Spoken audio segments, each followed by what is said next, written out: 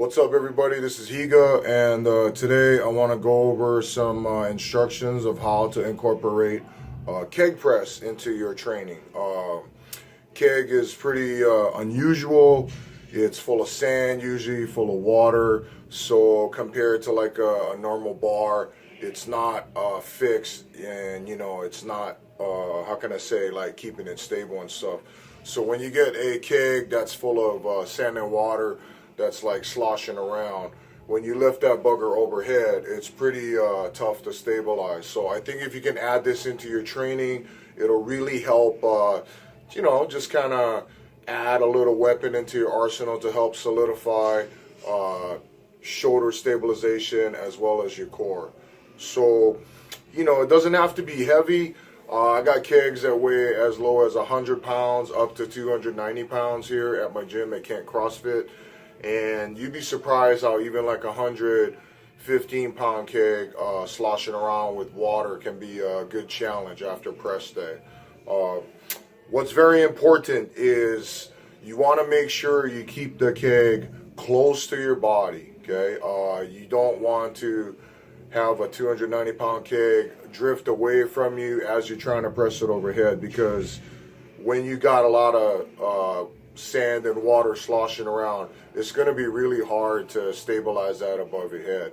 So there's a couple ways you can do it. The way I like to do it is like a staggered stance. So I'll actually grab one end of the keg with my left hand, and my right hand, which is usually my stronger hand, will be at the bottom of the keg, and I clean and press it up staggered and stuff. Other people do it other ways. You got to find which way works best for you. That's the way personally I like to do it. Try if you can to just kind of maybe find a keg around 200 pounds, to 250 if you're a heavyweight, and see how many reps you could do in like 1 minute. If you were doing like less than 4 reps, then that keg is probably too heavy.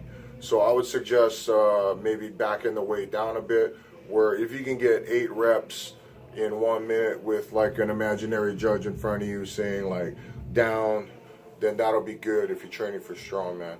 As far as powerlifting, if you want to do your regular press day, like bench or overhead, and then finish with a keg strict press for reps, that's really good too. And you could take like we've done like 115-pound keg where we just actually hold the bottom of it and do standing strict press with it like this, and you'd be surprised how holding the keg like this is very hard to stabilize. So try it out. I really hope you guys can add this into your training. I think it's a fun event to do every once in a while.